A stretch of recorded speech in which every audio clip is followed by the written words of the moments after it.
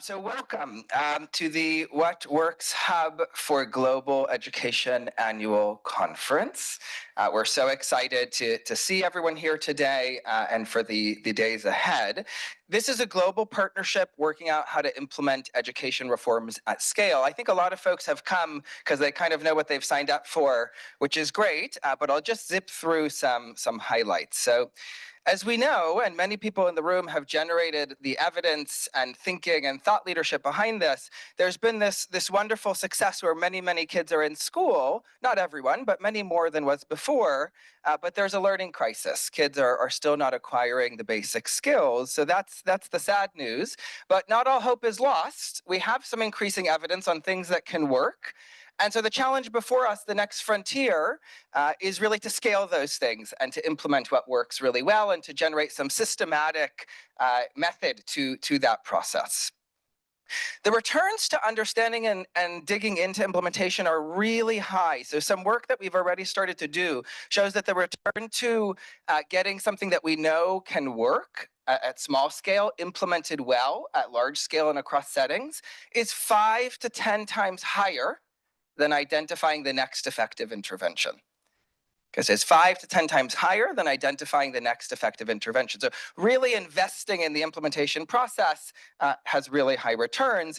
And the importance of implementation is really well known in a lot of circles. You know, there's these very famous phrases, and I'm sure there's many others, execution eats strategy for breakfast.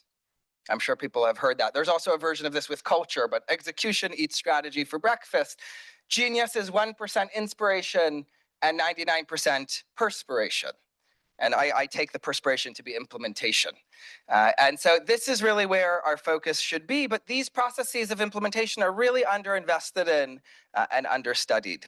So the hub has 3 pillars which are going to speak to this, and it's starting with seed investment from FCDO, the main stakeholder, and the Gates Foundation, and we have a series of strategic partners, and I know Rachel will speak to that, and it's a broader coalition.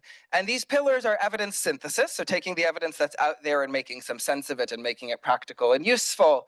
Evidence use, really working hand in glove with governments, embedded labs with governments, and implementation science. This primary work, kind of commissioning evidence to get some method to the implementation process. We have an emerging framework, and I'll just zip through it for the sake of time, but we can come back to it, which is an emerging one, and we're keen to kind of work with this room to actually refine this over time, over the life of the hub. So at the starting top left here is this notion of a controlled proof of concept. A lot of our evidence kind of has still sat in that bubble. And we want to encourage a move to efficacy plus, what we've been calling, which is evidence at larger scale, across models, across contexts, and implemented with government. Okay, so very ambitious, and if we make that move itself, it would be a big deal. We also want to look at the process of making policy plans and when those plans actually translate into practice. When does it actually make it into classrooms in detail? And that process is really hard, even if you haven't started with evidence to begin with. Actually, just getting the plan to happen in practice, as we know, is very difficult. And then we're interested in the connections between all of these. Okay, so how do we get the policy plan to be informed by evidence in the first place, and so forth? And eventually, this should lead to effectiveness, so actual learning at scale.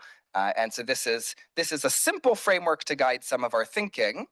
This gets at thoughts around evidence uptake, how decision makers make their decisions, to move from efficacy to efficacy plus, really leaning into adaptive testing, testing the scalable model, generalizing evidence, and we'll come to this more. And then across the board, just getting more measurement of implementation, more measurement of cost, more measurement of learning. If we're not measuring these things, how can we understand and improve them? So some big picture questions. What enables a move between stages in this framework? Which pathways have actually been taken in practice? What's the optimal pathway? And lots of questions for us to ponder here throughout the days and coming years. One of the unique things about the hub is we're both studying this process while we're actually doing it in real time, working with governments in real time, and we're anticipating reaching 3 million plus children and influencing 17 million more. Clear line of sight to the classroom. And I'll just wrap up by saying some goals for this event today. One thing that's really extraordinary is just who we have in the room. If you've looked around, I'm sure you have. We have a mix of researchers, donors, policymakers, practitioners, some people who are all of the above in one. And that's really where we think a lot of the magic can happen in connecting the dots and getting this work right. We hope that you facilitate tangible connections and partnerships, that we can start advancing implementation science and education. And we see this as a baseline. So over the course of the hub and the 6 to 8 years, we're hopeful that we keep learning and improving and sharpening the momentum on this work. A fast fact, and then I'll hand over to Rachel, is in a review we did on implementation science, it said it took 18 years from the initial evidence to the scale up. Hopefully we can fast track that to 6. So thank you everyone for coming. So we've got another slide set, I think, coming up in a moment. But yeah, it's what an honor to have everybody here. And I know it's been a wet and windy and difficult journey for some of you. And I know that the journey for the hub itself has sometimes been long and delayed and challenging. And so I wanted to thank all of you for coming and staying with the journey. And when we look around the room, we had 4 key things: partnership, iteration, diversity, innovation. And how have we got all those things in the hub? It's because when I look, I see Lewis from the bank, I see IAP, British Council, USAID, key to developing that partnership approach right from the outset. We see Pratham, UNICEF, EdTech colleagues here who challenged us to create a hub that put learning right at the heart of it. Then we had Jeep, B2, Jacobs, Gates, helping co-create this, that was bringing stakeholders together, not from one discipline, but from economics right through to anthropologists. And those of you at JPAL, ZZ, IPA Layman, to name just a few, PAL Network, you were brave enough to experiment with us and build a hub that put innovation also at its heart. So I'm going to momentarily just take you to Beldangi camp, where I was as an anthropologist living there, and why I think implementation science and this model and the approach that Clare and Noam are taking here is just so important. So this was 30 years ago. The little girl at the back, her mother Rita was receiving supplementary food, powder, and the agency doing it had done a rigorous approach. They'd interviewed all the mothers. They'd got data that this food was reaching these children, but they weren't gaining weight. As an anthropologist in that sea of huts of bamboo and plastic, all the aid agencies left at 6 p.m. at night. And I knew that food was a currency that was used for exchange, for their medicines, to buy other food, to give to elders. And it wasn't getting, the chain of implementation was broken. But the program, therefore, didn't have the right solution. So they increased the rations instead of having on-site feeding of those children. So I think this is just one example of why we don't necessarily always put the right methods in place to help us with implementation. And the hub is going to do that differently. So I'm trying to be quick. We established GEEP, and we've been blown away with GEEP. Why? Governments, the demand for simple evidence that is in categories that they can understand, that put the costs at the heart of it, categories of good buys, best buys, things you shouldn't do, and promising interventions where we need more research. And last month, I had the great privilege of being in Kenya with Juan, who's also, we have the privilege of having here as well from IPA. And we were talking to the government, helping them think about the hub. What would they want? Where would they want it? How would they house it? And they very proudly announced to us, but they already had a library with 4 full-time staff. But in their library, there was research that no one's ever read apart from the examiner, that wasn't commissioned on the problems that they have in a country where the children in school are not learning. How is it that we've got all of this evidence that we're all creating and it is not getting into the hands of those who need it? And so, seeing I've got 51 seconds. So I wanted to just turn to some fabulous convening that Jacobs have been doing and thinking about the system as a network of pipes. And so too is some fantastic work that they're thinking of doing, trying to get the pipes moving and flowing, using evidence champions with LGI to get that evidence to people, and thinking about, can we join up and have joint repositories so we're not all creating our own networks, our own databases, and reanalyzing the same information? Can we work together? Can we genuinely be a partnership? And so I think, sadly, it looks a little bit more like this. Lots of dead ends, lots of broken pipes, lots of blockages. And as Stefan Durkin calls on us, don't just identify your champions, know where the holes are in the pipes and know who your spoilers are. So thank you. I look forward to working with you all, and thanks for all you've done.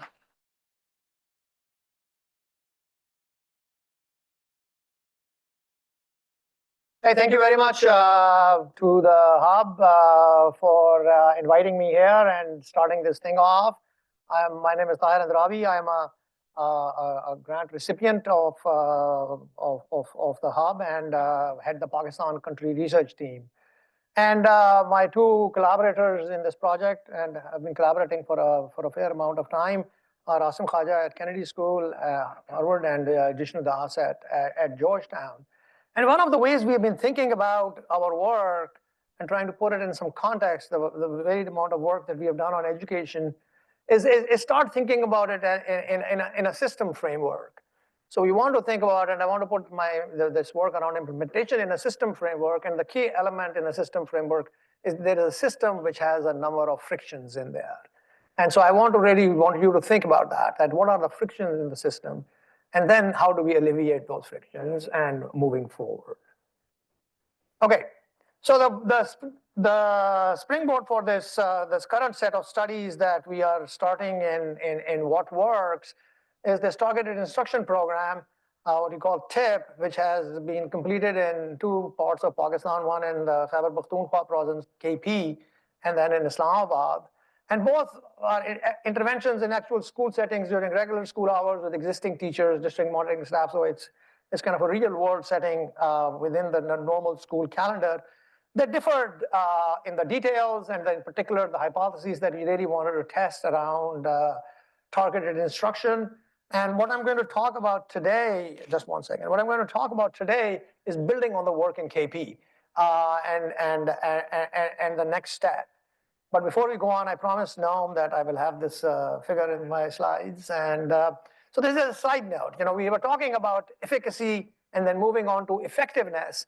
But as we go along, one of the side benefits of really doing this very involved work with the government and with all kinds of development partners is a very sustained engagement that we do. While we are doing research, which is very focused, but there is a broader engagement that happens with government.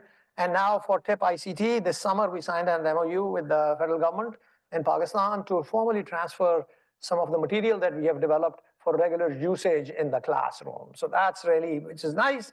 And we are going to evaluate how it is done without any involvement by us. And we have a follow-up study going on there. This is a big negotiation with the government on how to really get these things into regular practice, and particularly all the issues that come with implementation. That's not the research part, but that's really happening around the same time. I wanted to let people know that the firewall between research and implementation and government engagement is very fuzzy, and it kind of goes along that way. Okay, so this is a typical TIP model. I'm not going to spend time on it because this is done. You diagnose learning, sort students, target instruction according to their level, and then you track learning. And one of the things that is interesting in this whole thing is we minimize costs by leveraging existing technology devices, which is like personal smartphones. Hey, can I see that button? Can somebody hit that button, the personal smartphones? Probably not. Probably not. Oh, there goes my graphic. That's fine. It's like, well, I mean, we use smartphones because in our surveys with these teachers, about 75% of the teachers own smartphones, including men and women. And the KP sample is a real world sample, both urban and rural. So this is what we used. And this is the support kit that we used. I'm trying to give you a sense of what we went through with these teachers in trying to help them out. This is the tech tool. There is a lot of stuff on it, grading, sorting, analytics. One of the constraints that the teachers talked to us about was this real issue with this targeted instruction requires a lot of quizzes and formative assessments. So this really helps them in many ways with that. The experimental design was very interesting because one of the things with technology, and I think the real implementation question is take-up of technology. There's a lot of heterogeneity in this market, teachers with different ages, with backgrounds in education, gender backgrounds, and so on. And we have a lot of data on these people. So one of the ways we wanted to think about was, I wanted you to think about this arm number 3, which is optional technology. We wanted to give people, the difference between mandating and optional. And mandating is saying, here's a technology intervention, out comes a notification from the secretary, you got to use it. And the optional is where we told people, okay, here's the technology, it's up to you to use it. You are part of the program, so you have a choice between paper and technology. So that was one of the things where we wanted to bring choice in and really think the impact of that. I was going to give you a snapshot of the results, but the 2 results that are interesting are really that the optional works really well compared to the mandate. And in the mandate, we see very little effects of this program, but in optional, we see very large effects. So that's like a really interesting question on how we really think about it. And one of the studies that we are proposing is just further analysis of that. The second thing which people think about technology is that, people think that technology helps people who are already ahead and so on. It doesn't help really the poorest. And one of the things, which is found in other places too, one of the things we find is that when compare optional to paper on the other side, Pakistanis love paper, right? Everybody teachers are used to paper, they have big files and all that, is that optional is very good at helping kids at the bottom end of the spectrum. Almost all the gains from paper we get big results too, but almost all the gains from paper are coming from the top of the distribution. While in optional, the gains are coming almost all at the bottom of the distribution. So these are interesting results. And while results were happening, while we were doing this training, which brings me to the meat of my presentation, is that we noticed something, which is that we spent a lot of time training these teachers, working with them and technology, mentoring them and so on.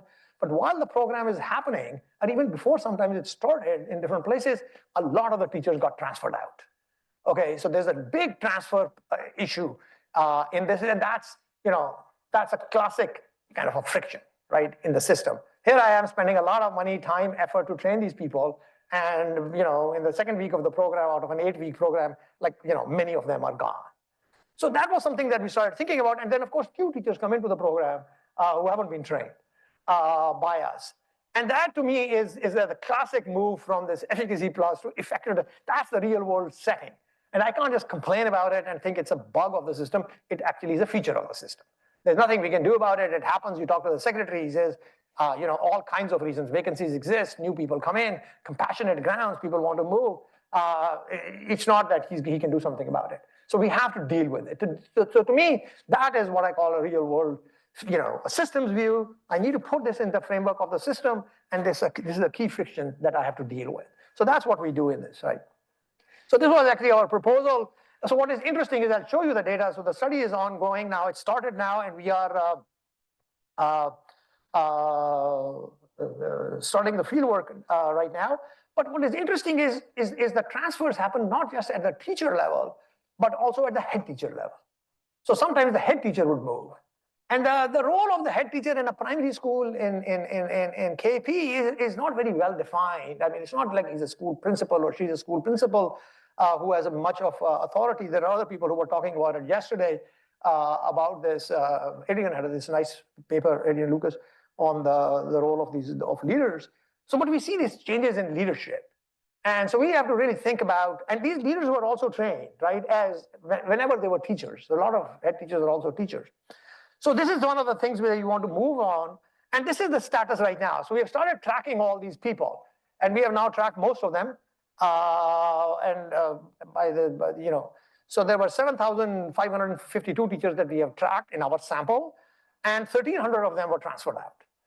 Okay. And what you can see is 824 what are called primary school teachers, and then 283 of the head teachers were also transferred out. Remember, we have about 1,200 schools or so in our sample. So about a lot of head teachers were transferred out. There's a lot of cadres. This is not just bureaucratic detail. These people come under different cadres, subject specialists. So all of them are coming with different capabilities. At the school level, the median school size is like 4 to 5 in our sample. And the 135 schools had 3+ teachers transfer out. So it's like the entire school almost transferred out, okay? But many of them is 1. So I think that's the reality of where we are operating. And then you can see about the schools that are receiving these teachers. So we know where they go. Because in primary schools, postings are mostly within the district, and we have a pretty large sample, about 20% of district schools are part of the study. So what you see is some schools received 3 teachers, 1 teacher, 2 teachers, and many of them transferred to other tip schools. So we have a lot of rich variation to play with as to what happened. Okay.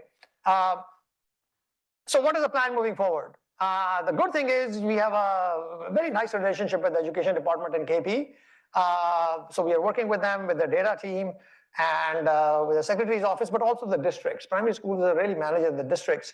So we have a lot of embeddedness in the district. There is a whole teacher file that is generated when you transfer. We have access to that. So what reasons of transfer? And one very nice part is that we also have their history of their careers and all that. So we have a lot of information on who gets transferred and all that. And I think that one of the things that we want to really think about, people think about this as a problem. Now, it could be a problem, but the reality is that this is the way we started thinking about it, is that it is also a potential opportunity.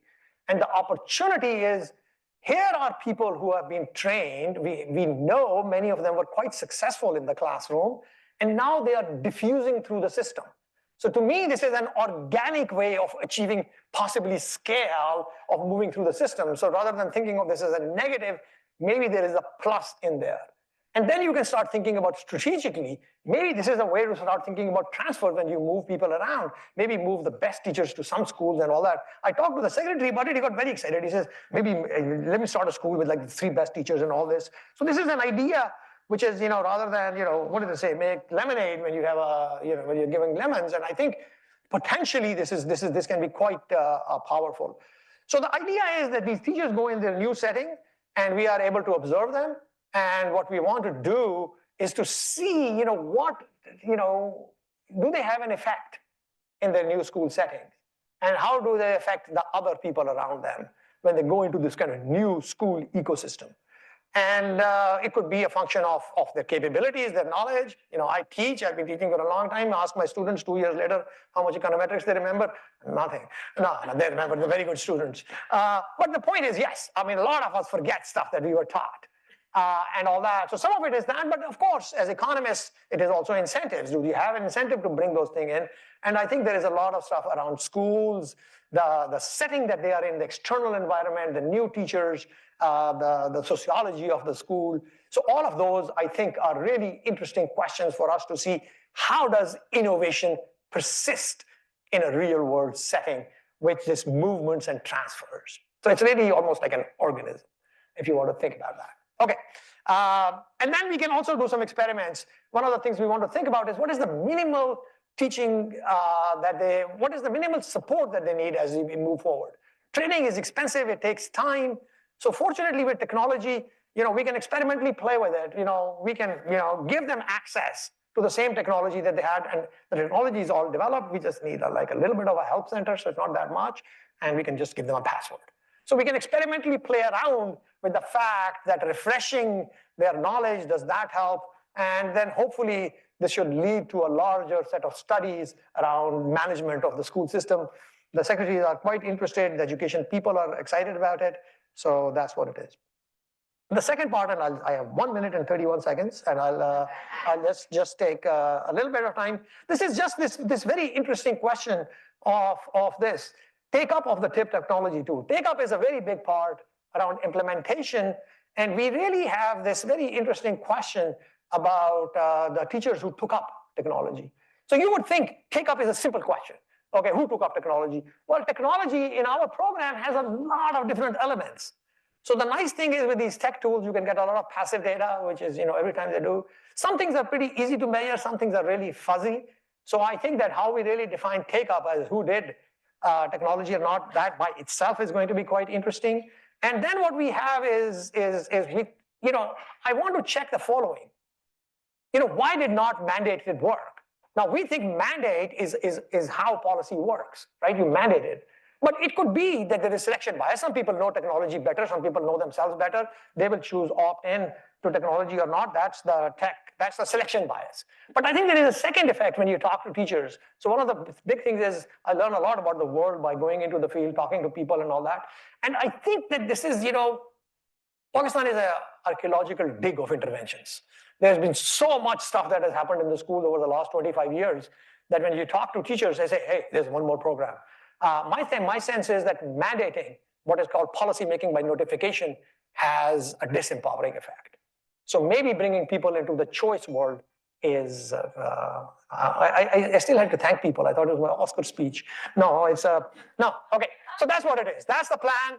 I think we're quite excited. We have a good team on the ground. We work with the Center for Economic Research Pakistan, SERP, and Maruf, the CEO, is here, so you please meet him. And so it works in many ways. Thank you so much.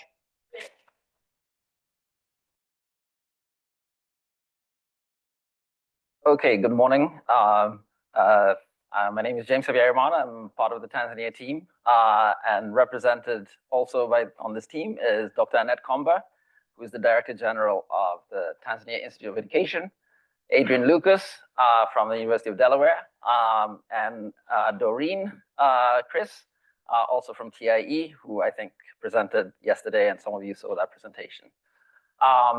I don't have any results to present unlike Tahir, but I'm going to tell you essentially kind of what our plans are and what we hope to do. So there's quite a lot of evidence that many of the essentially kind of the poor learning outcomes are essentially kind of linked to essentially kind of teachers' ability and both content knowledge and essentially kind of pedagogical skills. And in fact, this data is from, I guess, from the 3 East African countries. Tanzania is essentially kind of features prominently in essentially kind of that link. And we also know that teacher training programs essentially, generally suffer from loss of implementation weaknesses. Right? So teachers essentially come into a big lecture hall, they listen to some experts speak about essentially kind of what they're supposed to do, and then they leave. Okay. And as Tahir says, many students who sit in the classroom and just listen to people talking will forget very quickly what it is they learned. Okay. And so our proposal and what we hope to do is, in fact, to essentially going to study a teacher training program that is hopefully more effective than a lot of teacher training programs that have actually been taking place in Tanzania. And we're doing this in the context of a big curriculum reform that might actually sort of provide an interesting opportunity for us to actually sort of make this stick, right? So teachers have an incentive to essentially kind of attend essentially kind of the teacher training sessions there. The teacher training framework in Tanzania is actually something that was essentially kind of, I guess the development of it started quite a few years ago. It took some time before essentially kind of was written down. Ariana, who is in the room, was actually sort of really critical in helping us actually put together a conference where we tried to essentially kind of explain to a lot of policymakers, what they should be doing. We got Ben Piper to come and talk about Tusome in Kenya. We got Yukeba Silius and to talk about the coaching work in South Africa. We've got Dave Evans to talk about essentially kind of a lot of the research he'd done around teacher training. And the hope was essentially kind of that we would actually sort of get evidence into the design of the program. Okay. I think we had a little bit of success. The pandemic, of course, played a small role in it. And in some ways, the design of the framework is actually quite comprehensive. And so there is a kind of, right in the center of that triangle is essentially kind of a communities of learning where teachers are supposed to meet weekly and essentially kind of, and they talk about essentially kind of issues and skills and content that in fact is that they want to essentially kind of learn themselves. And so they have a peer facilitator, in fact, they have 2 peer facilitators who basically sort of solicit ideas and say, what do we want to talk about this week? And the goal, in fact, is that teachers should actually sort of go on an online platform. I'll talk about that in a little bit, and actually sort of learn the content that's relevant to essentially kind of the session they'll be talking about. And then in some ways, have this meeting where they will get to practice, see how an expert does it, and essentially kind of do it themselves. On paper, it's essentially kind of, this is how it should be done. And in practice, teachers actually do show up. So we've actually done some qualitative work in a few parts of Tanzania, and teachers actually sort of are meeting weekly, right? So that part and some of sort of compliance to essentially that component is very good. But in principle, they essentially kind of still listening to essentially kind of somebody lecture to them about essentially kind of some particular topic. Okay, so our goal is in fact to essentially kind of hopefully essentially kind of meet the objectives that the government has laid out, which is, we want teacher competence to increase. And we also essentially kind of want the, so there's an important sort of component here that technology is a kind of a really critical piece of the government's program. And I did hear there's some folks from EdTech. We're working very closely with those guys. The EdTech team is in fact supporting the building of this essentially kind of online learning platform. And this kind of self-learning kind of platform is in some ways an important part of essentially kind of the first part of the work that we will be doing in phase one. And I'll say a little bit about what we're doing so far. And the second is really essentially kind of the second phase is this is kind of being staggered. And so about 26 LGAs, actually I think a bit more than 26 now, have actually sort of been, have actually started doing the communities of learning. And the plan is to essentially kind of do this slowly over essentially kind of the next 3 or 4 years to essentially kind of reach the whole country. So we have an opportunity in some ways to actually intervene before essentially kind of all the regions and districts are essentially kind of doing these communities of learning. Tanzania also has an important feature, which in some ways is shared by lots of other countries, which is to say that the agencies that manage essentially kind of service delivery is usually kind of split across different departments. So there's a Ministry of Education that makes policy. TIE, the agency we're working with, is in fact, it sits under the Ministry of Education. But the implementation, the people who manage teachers, the people who in some ways enforce the communities of learning, is actually sort of managed by a different agency. Okay? And so that in some ways always kind of creates a very, very important sort of coordination problem. Okay? So on the one hand, teachers are supposed to be accessing an online system that's actually managed by one agency. The development of that online system doesn't happen as quickly as in some ways many people would like. So the content that's on that system has actually sort of increased. It's now a very pretty rich sort of platform with lots of content. But 2 years ago, when lots of teachers registered, there wasn't a lot of content. Okay, so if teachers logged onto the platform, didn't find the things they were looking for, they'll say, well, maybe I actually don't need to use this thing anymore. Okay, so on the one hand, the expectation is teachers are supposed to be doing some self-learning, but many teachers, in fact, not on the platform. So about 100,000 teachers are registered on this platform. Only about 10% have actually sort of, have, at least in the last 12 months or so, have actually sort of been on the platform. Okay, so that's there's an important sort of gap there. Now the hope is, in fact, that we can get lots more teachers onto that platform, and you could argue that actually, so I should say one piece. When this program was being set up, I talked to Annette and said, well, teachers are not going to be able to use their cell phones. Cell phones are really small, small screens. You can't read a lot of stuff, and maybe essentially kind of we should find tablets. And I'm not sure if this had anything to do with the outcome, but a few months later, essentially kind of every teacher got a tablet. Annette might tell the story about exactly how that happened. It might just be totally coincidental. But it turns out that teachers actually don't use their tablets. For lots of reasons, they're concerns about safety and how bulky they are. They actually don't use them. They're still using their phones. And so, that's kind of one of those things in design. You don't always get it, essentially kind of anticipate how people are going to behave. Okay? But the plan in some ways is we'd like to be able to integrate essentially what's happening on the platform. We want to generate videos of essentially kind of the behavior that in fact essentially kind of is supposed to be modeled and shared with teachers, with essentially kind of these sessions during the week. And of course, essentially kind of manage essentially kind of the coordination problems essentially in between these two agencies, right? So Rachel talked about plumbing. I was a civil engineer and essentially kind of well, I guess I studied civil engineering. And so I should have said I wasn't a civil engineer. And I suddenly wanted to build bridges in general. And I think the hope is in some ways we can essentially kind of connect a lot of these two components, and in some ways make sure that essentially kind of they're essentially kind of well synced. And so the way we want to do this is through an embedded lab, and we want to think about essentially kind of this embedded lab as essentially kind of a diagnostic design and testing platform. And to sort of talk about the plumbing, we want to have a bunch of plumbers. Yesterday, I think Abhijeet talked about raising the voltage, and so we want to have a bunch of electricians, and we certainly essentially kind of want to have engineers to essentially kind of make sure things fit together. And the goal of this lab, and you heard, some of you might have heard about it from Doreen, is really want to use it as a platform for essentially kind of identifying opportunities to improve essentially kind of these programs. We want to measure essentially kind of what teachers know. We want to measure essentially kind of the quality of the trainers. Essentially, we want to essentially kind of observe essentially what's happening inside the classroom, right? Things translating into the classroom. And we want to, in some ways, draw on a wide range of evidence, and I'll talk about that in a little bit, or in some ways to inform ways in fact we can improve this, okay? An important piece of essentially kind of, I guess, our approach is to kind of work very, very closely with the government.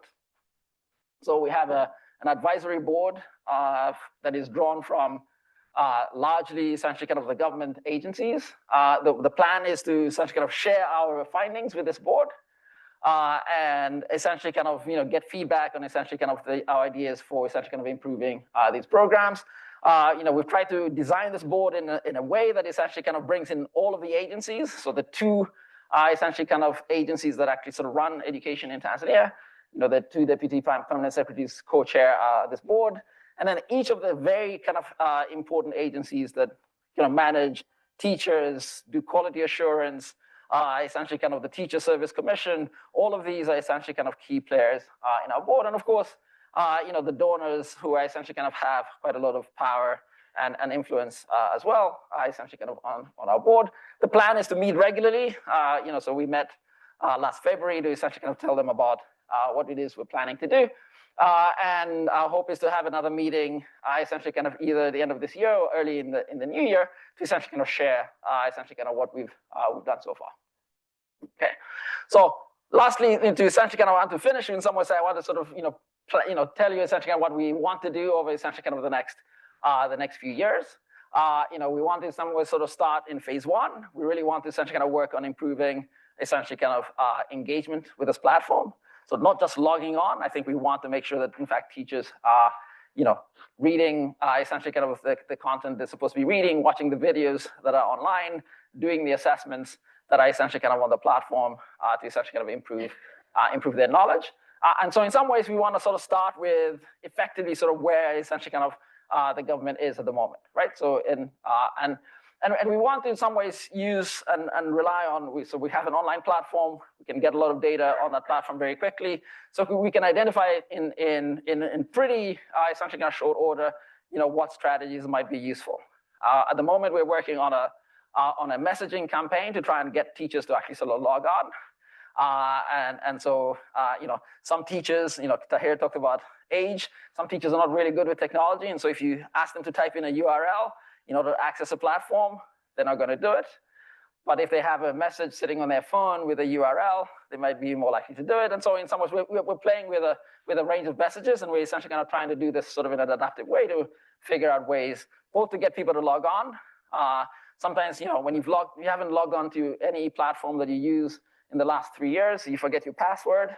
And so there is a process for essentially getting a new password. That can be sort of pretty cumbersome. So in some ways, we're trying to plumb a lot of the, a lot of the issues, and remove the blockages and plug holes as much as we can.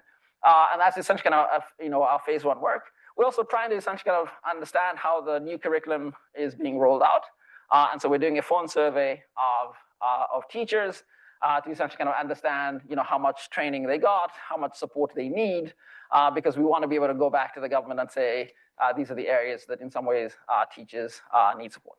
Training is never it's never one-off. You actually sort of want to reinforce, you want to provide sort of coaching and mentoring. And we want to in some ways leverage essentially kind of a lot of the essentially kind of features of Tanzania to actually sort of try and make sure that is possible, right? So head teachers can provide some support. Board education officers can also provide some ongoing support, and essentially kind of we want to sort of try and see if we can actually sort of leverage those opportunities. Okay. In phase two, we want in some ways, so we think that the model that is currently in place allows us to actually try and introduce some new ideas that have actually sort of had some success in a few places. So one of the things we want to do is essentially kind of take what is happening at the moment and essentially kind of innovate. So tinker, this is another word I think Dean Carlin used yesterday. So we want to tinker a little bit around the edges to actually try and improve essentially kind of what is actually happening to hopefully improve the effectiveness. one of the things we're thinking about is providing maybe scripts for essentially kind of the peer facilitators so that it's easy for them to, in fact, essentially kind of deliver the session that in some ways would be most effective, right? And so that's kind of one idea. So these are just ideas. This is not things we're set on doing. We're hoping to propose to our partners. The other thing, and this is sort of drawing on Adrian's work in Ghana, is to essentially kind of have either ward education officers or head teachers visit classrooms and actually sort of go through a checklist of the things that teachers are supposed to be doing. Okay?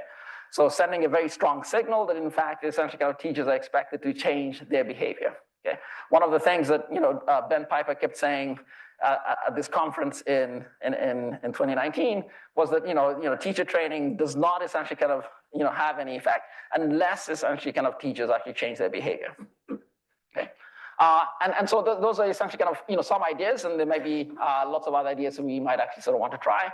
And of course, we want to actually sort of as much as possible use our advisory group to essentially kind of tell them about what we're finding, hopefully refine policy guidelines, and in kind of in the last sort of 2 seconds, essentially kind of hopefully get bureaucrats to essentially kind of do a better job. Thank you very much.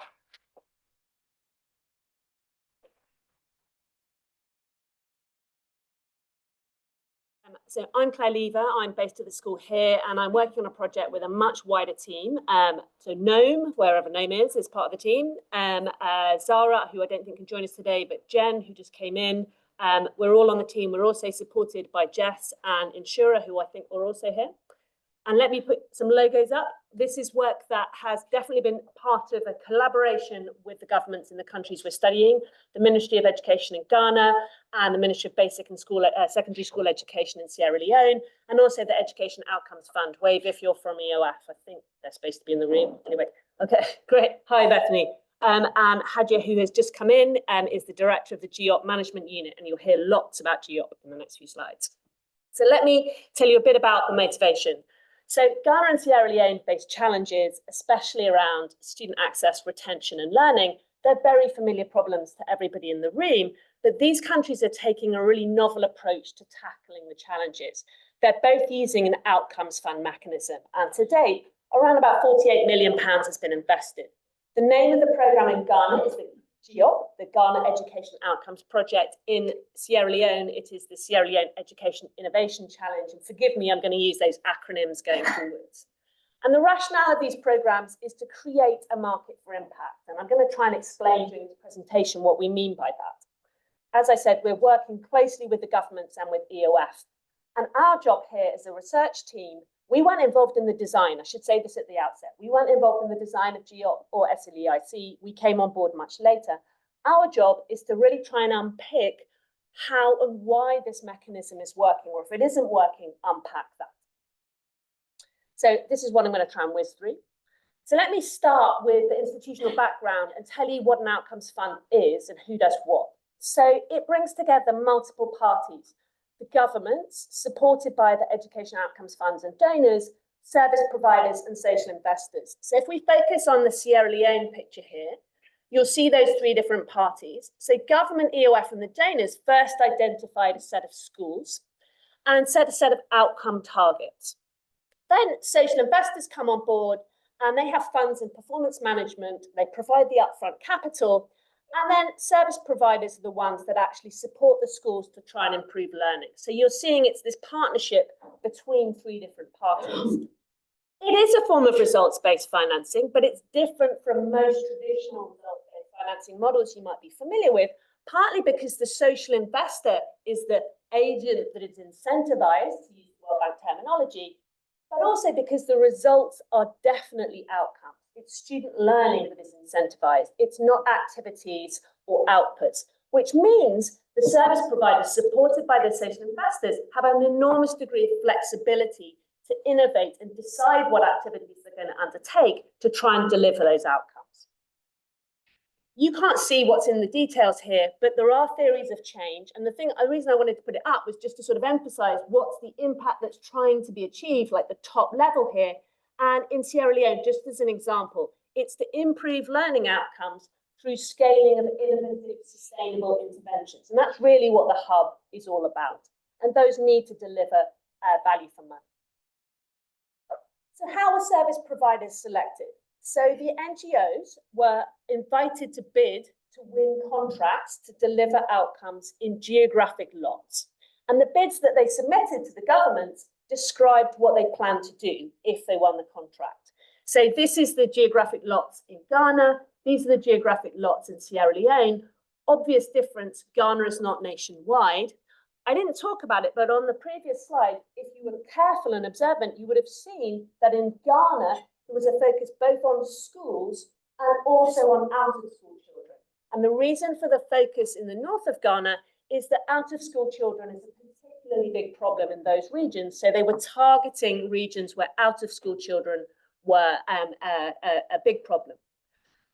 So 3 service providers won 2 rural lots each in northern Ghana, and 5 service providers won 1 lot each in Sierra Leone. There are some urban lots, but they have not actually received contracts yet. So I'm not going to talk at all about them today. I should also emphasize what I'm going to talk about today is the Sierra Leone program, which is exclusively focused on schools, and the school component of the GEOP, which is called the Mainstream School Improvement Program.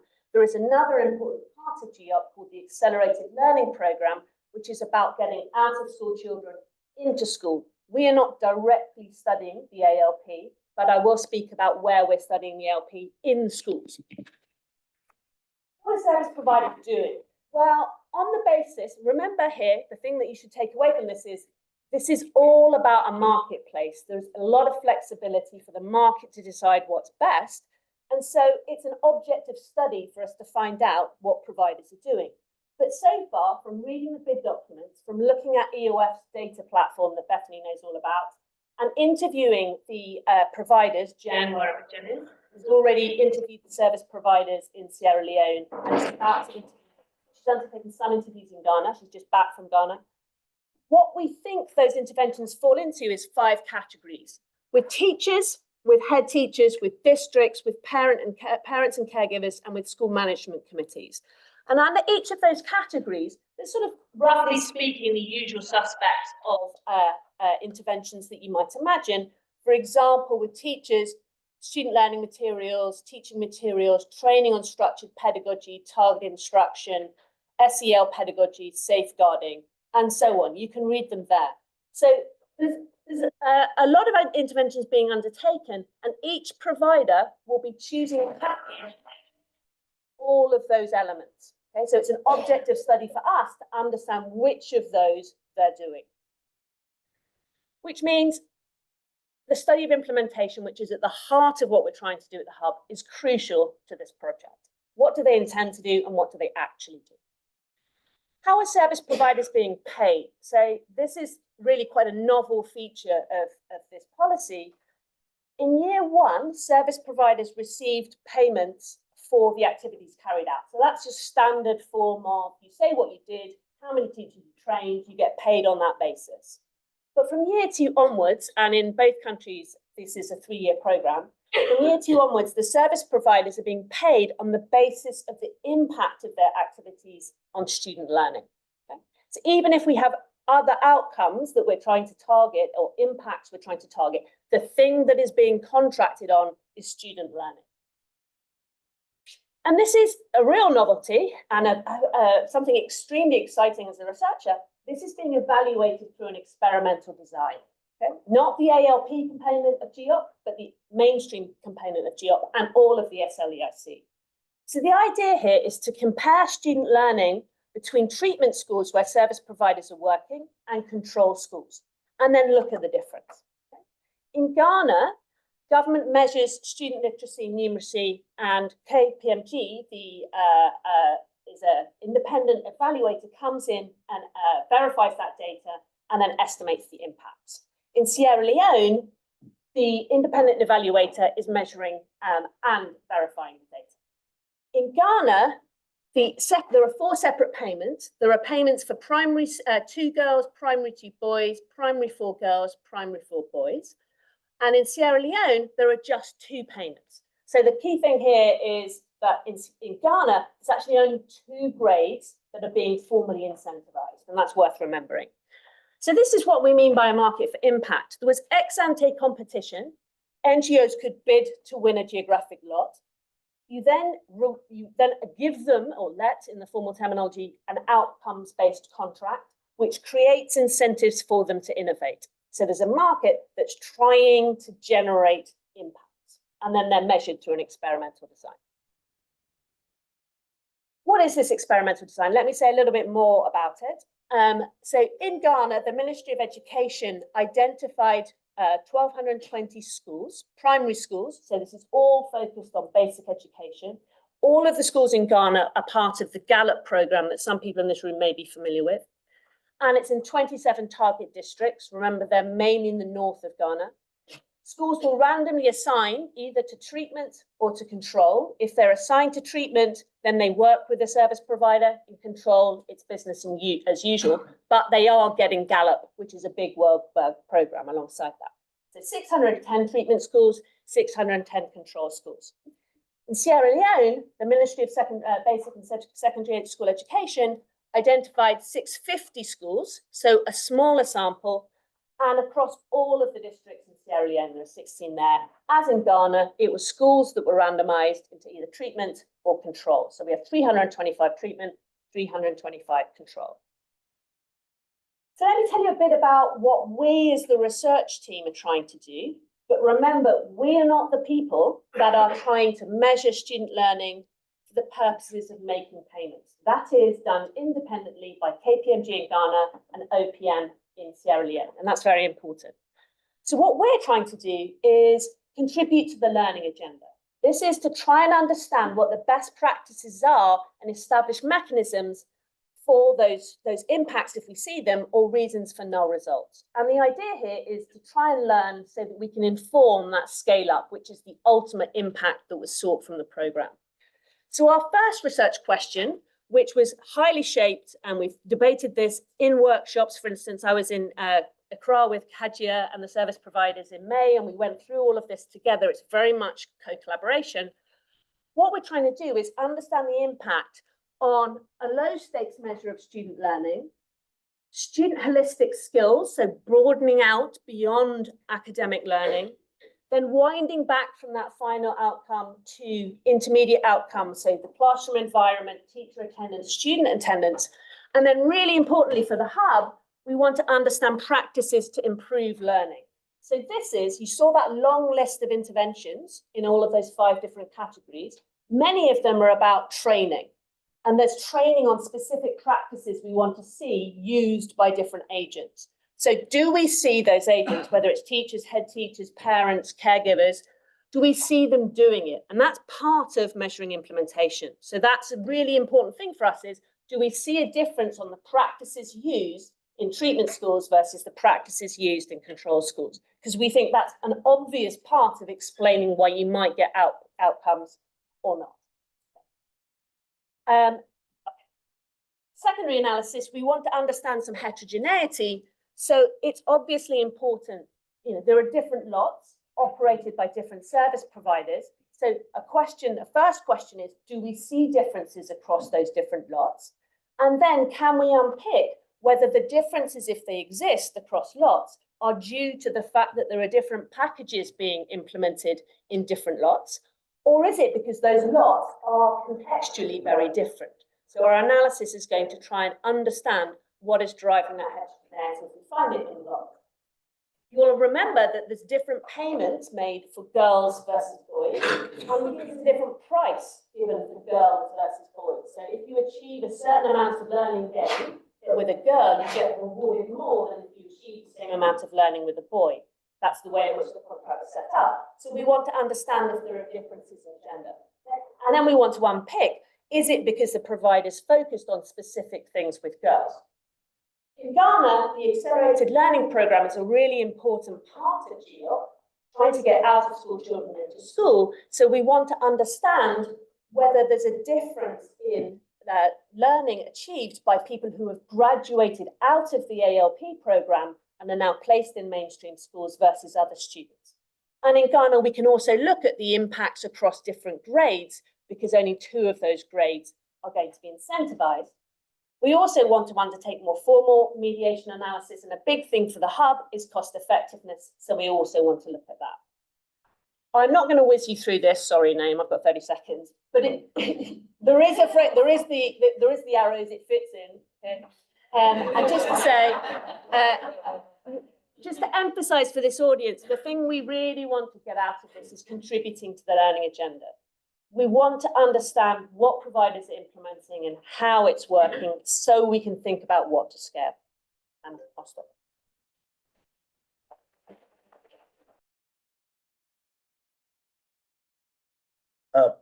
Thanks a lot for having me here. This is, so I'm going to reverse the sequence of what Claire just did. And I'm going to start by saying, okay, here is what we're trying to do. And work backwards from that towards actual plans and what we would do in terms of analysis, what we hope to learn. Okay. It says improving large government initiatives, which is maybe the vaguest title you shall see all day in this room. I would like to make the case to you that it's actually not that vague, because what we're trying to do is, in the spirit of what Noam was just talking about, we want to take things that are happening, that have political will, that have bureaucratic will, and try and figure out both what does business as usual right now with the intervention look like, and are there ways that we can think of scaling that make them better, right? So in some sense, because I wear different hats as a researcher, and sometimes the most exciting stuff is to find new classes of interventions. This is very much not that, which is why it's called improving large government initiatives. Okay, this is a research program based out of JPAL, South Asia. There's folks in the audience. Joined with my long-term co-authors, Karthik Muralidharan and Mauricio Romero. As with all things that involve large government initiatives, it's with a bunch of partners, and the particular shout out is to Central Square Foundation, which is doing a bunch of the heavy lifting toward the stuff we want to do. So I saw Anustup there and Akashi called somewhere here. Those are the people you should talk to about what's actually happening. I will talk to you about what I will look at, or what we will look at as research. So the background is the following, which is that we're also not trying to change policy plans. Okay, so this is about cutting ambitions down to size. We just had a new national education policy. It came up in 2020, and there are a few things that it says we're going to do as a country in India, which are big, ambitious, and where we genuinely don't know whether that stuff will work. And this is listed in sort of order of priority. One is that it's taken about 15 years of talking about learning outcomes. My voice just changed. My voice changed. This was, yeah. It's taken about 15 years of, it's taken about 15 years of work before learning outcomes made it as a central part of what the government says the education system should do. So we are now almost midway in what is the foundational literacy and numeracy mission of the government, which is to have all kids being able to read and to have like a functional grip over arithmetic after the first couple of years of school, right? So that's seen a great deal of policy action, and there's lots of organizations working in different states of India who are in the audience today, so talk to them. It opens up the space for substantial work. So in some senses, the policy window, it is hard to imagine how that policy window could get much better in realistic scenarios than it is right now, okay? And we need to figure out, are these things working? And if there's ways to make them work better in the window that exists maybe over the next 3 to 5 years, okay? The second, and this is less radical for the global research agenda, but it is pretty radical in the way policy works in India, is that the NEP really sees foundational literacy and numeracy as being the product of things that happen to you in preschool and things that happen to you in early years of primary school. This shouldn't be controversial, but it's actually really hard administratively because these things sit in different ministries. They sit with different line budget items, they sit with different supervision structures, and in some senses, they have slightly different missions. So if the national policy is going to make that happen, well, how do we design the preschool component of cognitive stimulation in a way that plays well with what happens in school later? That's a really hard design problem, and it's a really hard administrative problem, right? So we think that's actually a margin to really think about. And then the last bit again, it's kind of maybe more, so it's something that is true for India. It's also true for a few other places, but not everywhere, right? Which is that there is a very sharp trade-off between having lots of very small primary schools and being able to have classrooms which have only one grade in them with a dedicated teacher. And there's talk around, and there's a lot of policy action in various states around school consolidation on what is the optimal way to organize schools, what is the right density. And these are hard problems, both administratively and from the point of view of economists interested in the optimal design of institutions. Okay, so these are things that Karthik and I had raised in the science paper that we'd had a couple of years ago, but we think these are still fundamentally unknowns. And so our approach is to try and figure out a research plan that will help us make progress on these within administrative systems. So what does that mean? Well, we want to prioritize projects with 3 types of characteristics, which is it needs to be at meaningful scales now with government and in government schools. And the reason for doing that is that the ability or the willingness to adopt reforms varies dramatically across places. And it is hard to predict ex ante. So the best predictor of whether a government will do something is if you can find a government that is actually doing it, right? So think of that as an initial project selection criteria. It should have the potential and the clear pathway for larger scale-ups. And this means partly us tying our hands. If we can think of intervention tweaks that we can deliver, but we do not think can be delivered in an administrative setup, then we shouldn't be evaluating it because that's not the way to contribute towards the policy agenda here. And these should be things that, at least in prior efficacy trials, seem like they should add to student achievement. And those trials could be in India, they could be elsewhere, but we want to focus our entire attention on student learning, and in this case, student foundational skills, as the outcome that we're going to particularly consider. Those are not the only outcomes that an education system can consider. Those are the ones that we want to focus on, right? This is not a room of naive people. Everyone's run programs or evaluated them.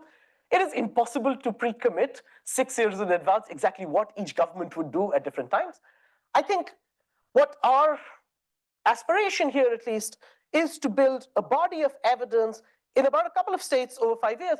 And the initial push, and this is important, is in the state of Uttar Pradesh. Think of this as ground zero for whether this will happen in India or not. This is the most populous state in India. The population is about 240 million people. I currently live in Sweden. The population is 10 million people. This is 24 Swedens with more kids. It's a younger age structure, right? So this is big, and trying to figure out how these things work in UP would be important. What will we actually do?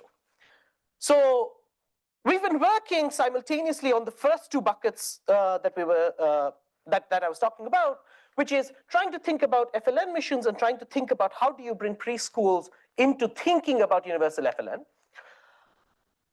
The first approach that we were really thinking of, which is an intervention that the government is doing, is that they're adding capacity in the preschool system to actually focus on early childhood education and cognition. That is being scaled up, but it's being scaled up in ways that are slightly hard to randomize, but also slightly hard to think of timelines around. Keeping in mind that we think there is a policy window that is narrow and diminishing, possibly. Right? So all populations are getting older. This is where India has lots of kids, and those kids could learn. That we want to initially pivot right now towards refining existing government initiatives around the FLN mission. And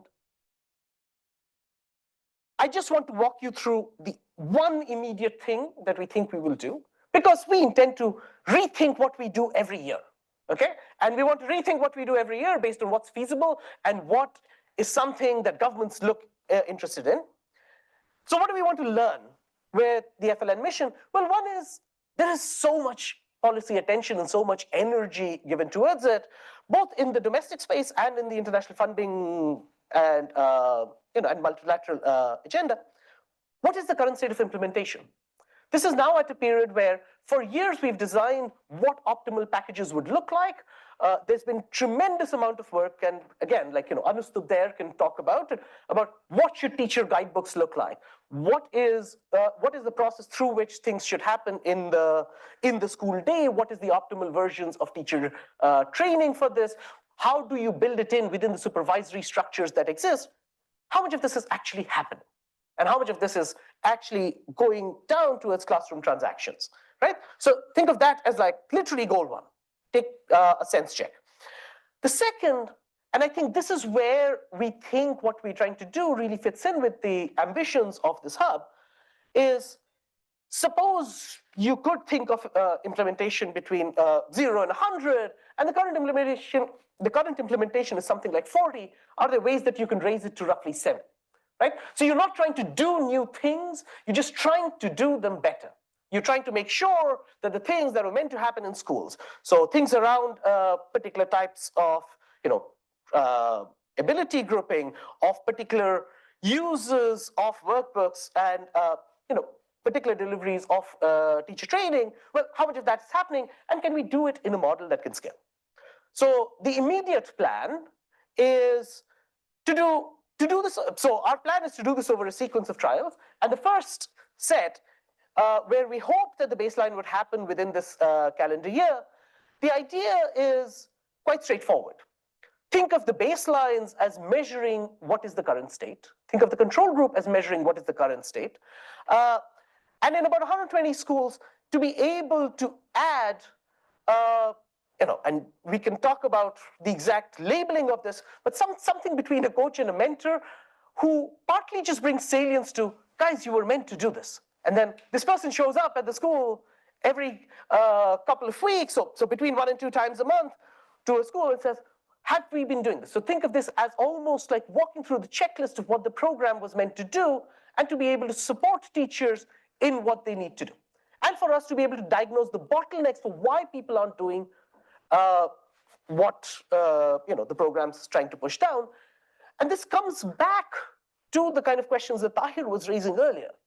This is, much like Pakistan, a system where lots of stuff has been pushed top-down, and a lot of it breaks down by the time it reaches the school level, because you kind of hope this would also pass. And to the extent that we can actually raise efficacy towards those practices, well, does that increasing the voltage of the intervention actually translate into learning outcome? What does that teach us, right? Because in terms of experimental design, this might be amongst the simplest experimental designs possible, right? There is precisely one treatment arm, we shall stratify. There is no wizardry here. My pitch would be that we would actually learn quite a lot.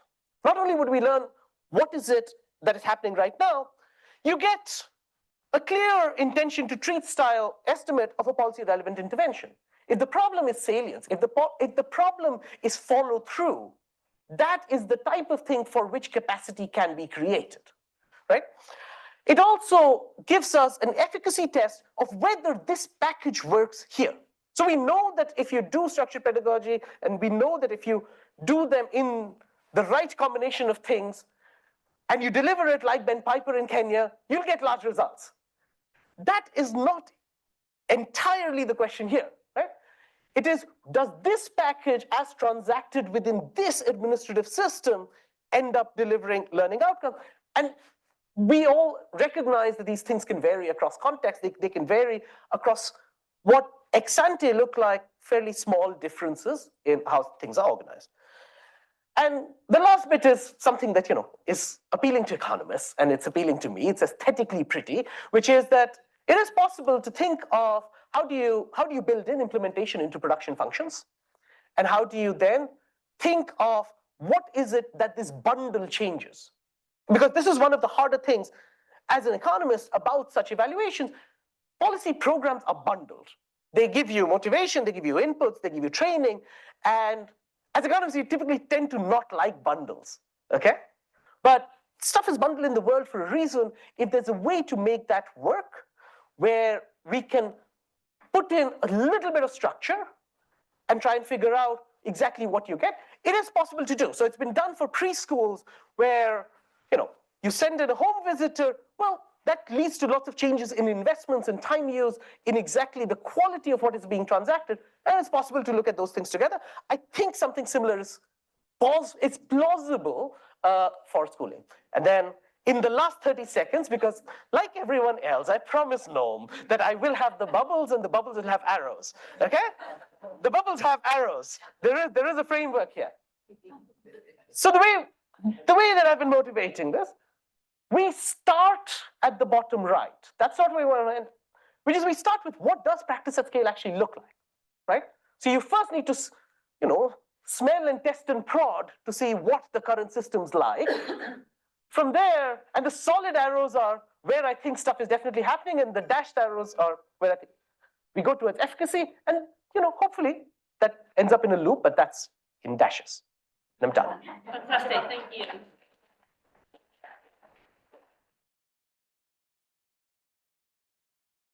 As Claire mentioned, Leo Mfura, my colleague, and I will be presenting with this. The first thing that we've learned is that doing this takes a village.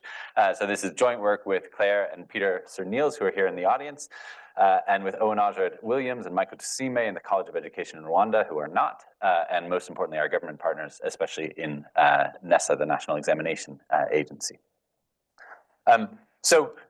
What we're doing in this study then is thinking about how it is that we can take evidence generated in a carefully controlled small-scale pilot and turn that into potentially into impacts at scale.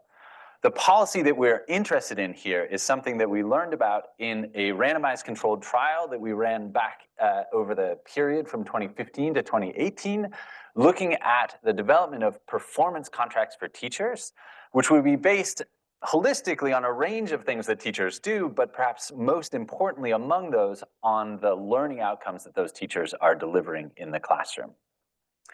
So when we think about how we want to learn about how to take something done in this controlled environment and then map it onto what can be done in government systems at scale, we think that there's a lot of decisions to be made along that pathway. And so what we are, in fact, midstream on is a 4-year process of adapting and experimenting with the ways in which you would do that, using government assessments, using other kind of elements of the government systems in order to implement that project.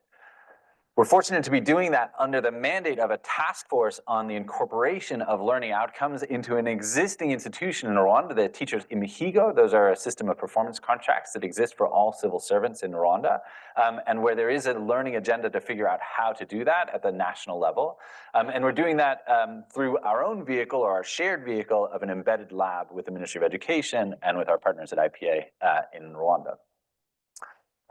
This is sort of opportunistic. We're building both on scientific evidence, but also on opportunities created by the institutional environment. And so in addition to this interest broadly in reforming Teachers Imihigo, key pieces of that are the opportunity created by a new national system of student assessments, the Comprehensive Assessment and its Management Information System, the CAMIS, which is studying learning or producing data on learning outcomes of all students in all grades and in all subjects at the primary education level. So that's really crucial for us. And we're also building on a political opportunity created by the recent near doubling of teacher salaries. So this is a moment where a new sort of accountability bargain is being struck in the education workforce in Rwanda. Okay, we're going to be good students and put this up front and not leave it to the end, partly as a sales pitch for how well we think actually this fits with our agenda.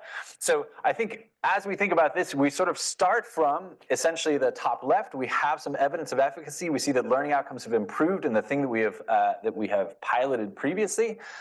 The gray arrow there down to policy is meant to indicate that there already exists then some momentum for thinking about how to put this into policy. There exists this kind of element of the foundational learning strategy and interest in doing so.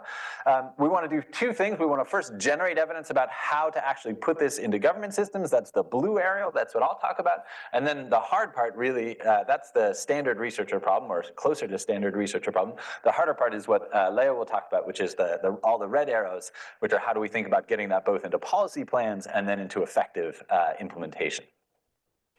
Okay, so let me talk about that movement, the blue arrow, from evidence to evidence in sort of stress testing that through government systems.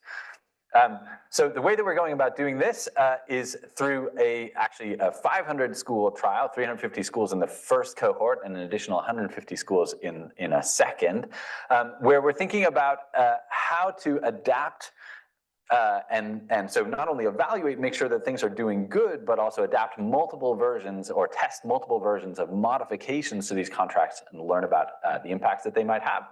That's generating some qualitative and process lessons about what are the implementation bottlenecks, and I think those are really crucial in addition to the kind of formal elements of the design. And then the other thing we've been learning along the way is that that comprehensive assessment system, which seemed like a crucial and in some sense sort of taken as given backbone of what we would build on with these contracts, really involves a lot of investment in thinking about the implementation of how to get good uptake and utilization and fidelity there. So that's also part of our experimental agenda. Okay, so I won't, in the interest of time, go into too much in terms of the details here, but I think the design problem is both hard and interesting here.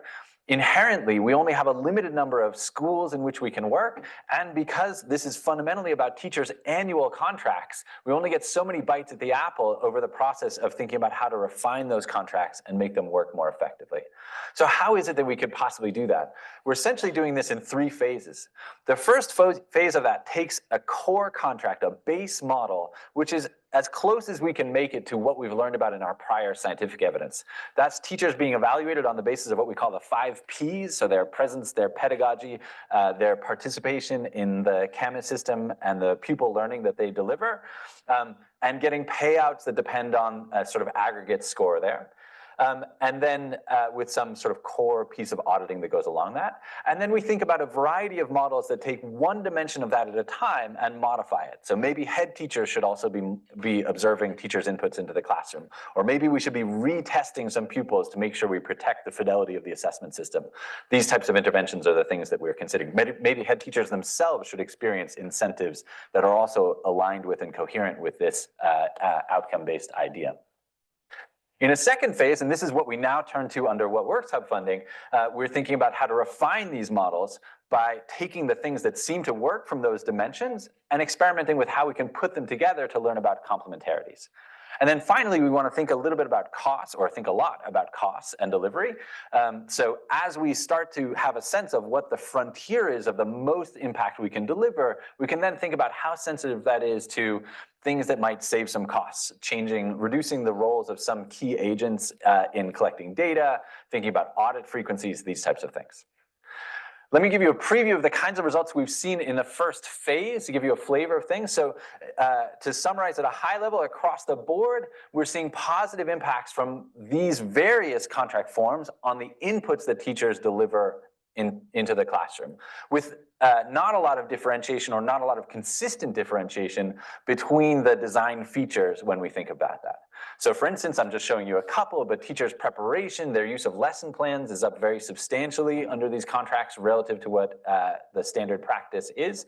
That's true across a variety of these contract measures.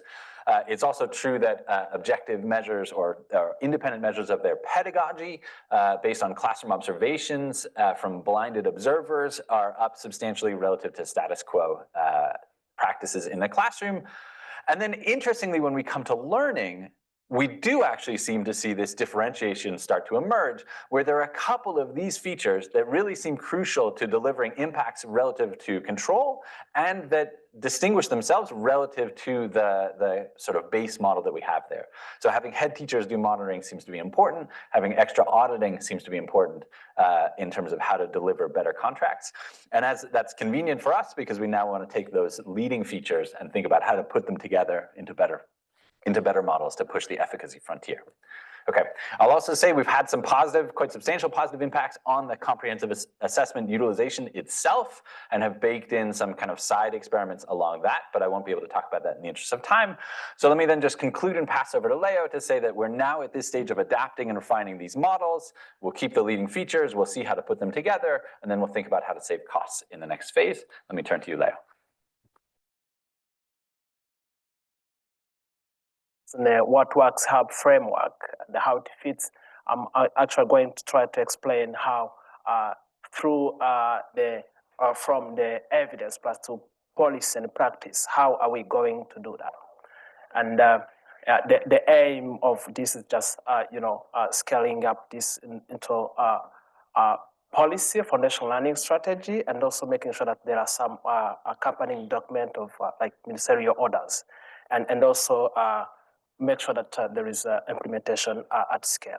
But how have we started doing this? Because, as others mentioned, they are actually talking about plans, but for us, we have already ongoing work. So, yes. So let me start with this.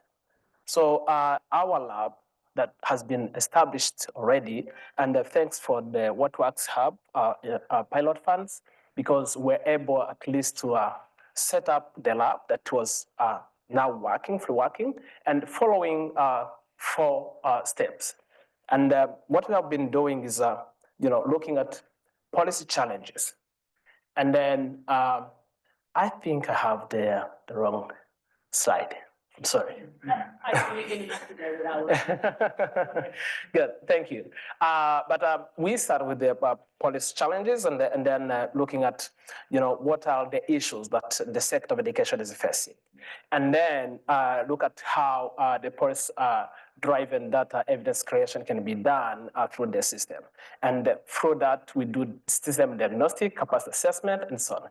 And then look at how can we apply that evidence to policy, and then later see how that can create the policy impact. Of course, as you can see, this is a cycle that we are following, but I need some of strong data systems to be able to be put in place. So there is a capacity strengthening strategies that we have already put in place that we are doing, and generating and strengthening data systems, and make sure that, for all agencies that Andy mentioned, make sure that we have a good collaboration. And that's through doing coordination, and then increase data and evidence use. So how do we do that? On the first step, we have mapping and prioritizing policy challenges. And then the question is, what are the policy challenges that the Ministry of Education is facing, and how the lab is going to respond to that? And then that's how you see, the challenges that we have found, and this will later form our work streams that we are going to follow. And that's where STARS falls in.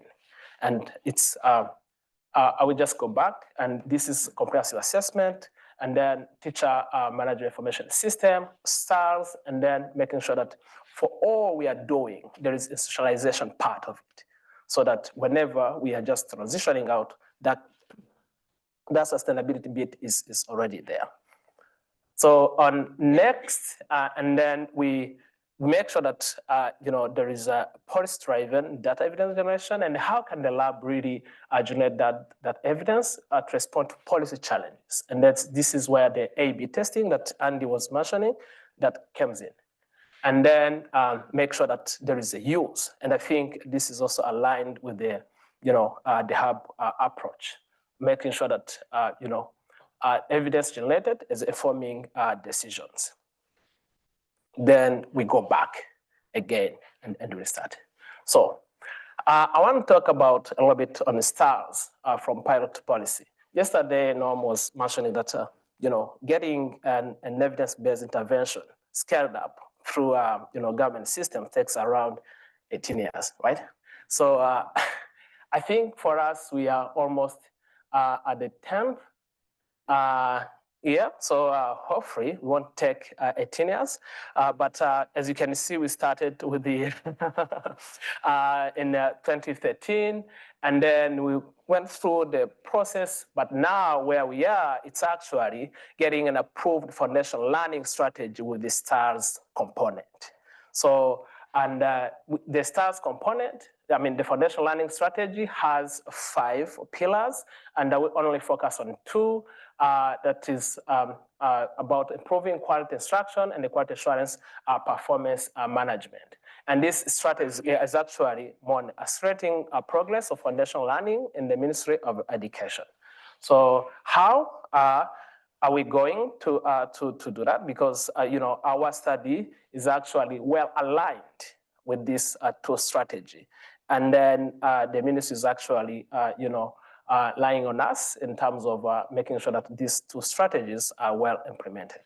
So, and then later we make sure that the systems and to be able to scale up, there is strengthened. There is systems strengthened, and then there's also institutional change, and then make sure that there are accompanying legal framework that will help us to operationalize what we are scaling up.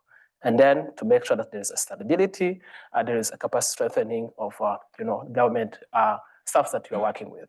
Thank you.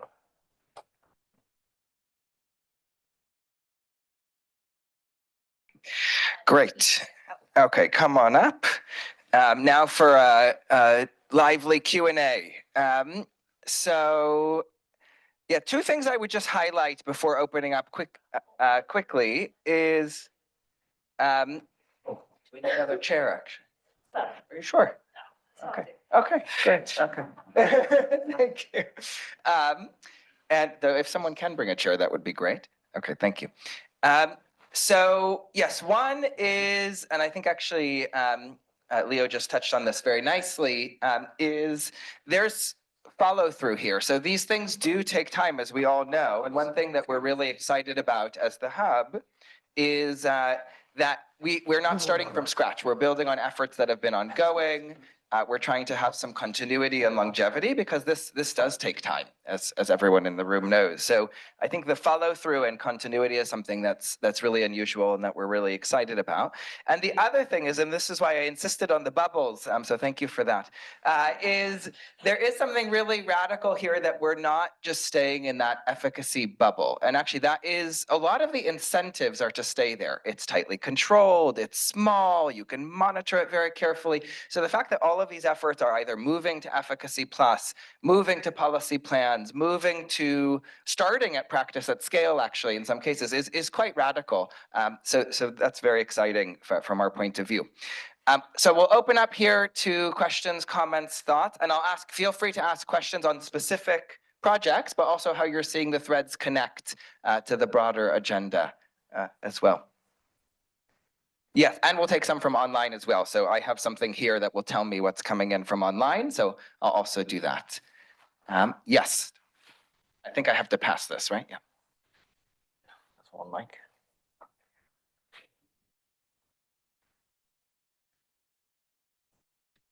Thanks everybody. Tom Dreesen, I'm from UNICEF. Great presentations from everyone, really exciting work in all the different countries.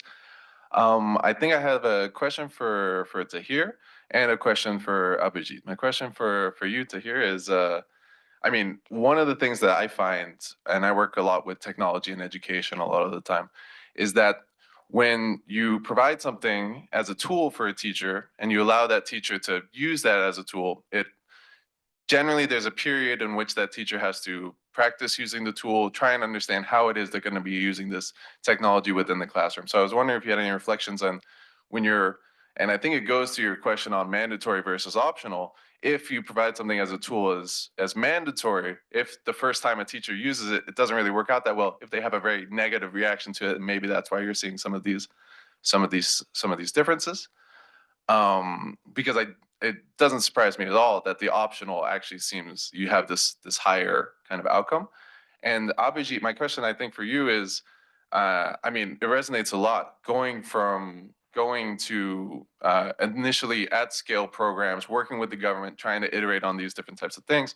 But my question is there's the Nipun mentors. Who are these mentors that are going to visit the schools? Because if your outcome is that like you find really strong effects of these mentors going to visit the schools, is that somebody that already exists at a district or a block level that's going to be visiting these schools anyway? Is that new capacity that would be hired at a system level? So those are my two questions. Thanks. Other questions? Raise high so we can see. Yeah. Hi, thanks everybody. Tim Sullivan from New Globe. My question was also for Tahir. I was curious, it sounds like you're sort of looking at the transferability of certain teacher training outcomes when teachers leave schools. I was curious if you thought at all about sort of going to the root of material design and whether, you can imagine so that the more stitched together materials are, training workbooks, pedagogy, etc., sort of the harder it is to transport them if not all things are portable, as opposed to if you sort of create them as discrete units, you can imagine a standalone technology like the app for monitoring might be more effective. So I'm curious if you've sort of thought at all upstream about sort of design and how that relates to transferability. Everybody on this side? Yeah, Stephen. Thank you. Morning, everyone. I have a question for Clare and results-based financing. I'm interested to hear a bit more about how you plan on linking payment of service providers to estimates of learning impacts, because it is an estimate. So, how do you deal with things like confidence intervals? I'm thinking in academics, typically we have quite a high burden of proof, like you need to be 95% sure that there's a non-zero impact, but that seems like a high burden for paying a service provider, especially if in some of the cases the samples are a little small. So curious to hear a bit more about how you're going to do it technically and if all of those details are written into the contracts. Thank you. Let's take one more and then we'll bring it back to, yes, over here.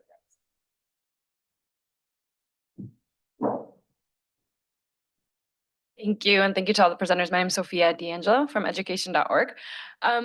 My question actually goes to all presenters. I think everyone worked with teachers here, and it stems from something that Mr. James said from Tanzania. I really appreciate your candor around the tablet story and the smartphone story, and I think it's quite telling, also a challenge that happens a lot when we work with teachers, assuming that we know what teachers want or need without asking them what they want or need.